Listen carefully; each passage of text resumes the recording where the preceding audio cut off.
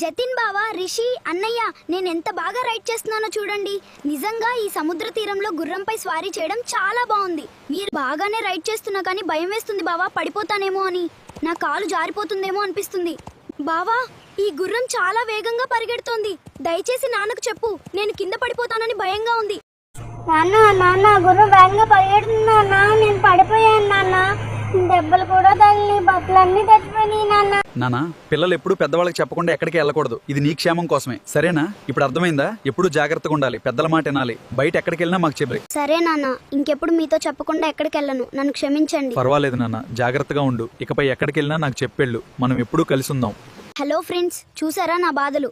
అందుకే తల్లిదండ్రులతో బయటికి వెళ్ళినప్పుడు వాళ్ళతోనే ఉండాలి. లేకపోతే నాలాగే మీరు కూడా ఇలా ఇబ్బంది పడాల్సి వస్తుంది. జాగ్రత్తగా ఉండండి. హలో ఫ్రెండ్స్, మా వీడియో మీకు నచ్చినట్టయితే లైక్ చేయండి, షేర్ చేయండి మరియు సబ్స్క్రైబ్ చేయడం మర్చిపోకండి. మీ అందరి మద్దతు మాకెంతో అవసరం. ధన్యవాదాలు.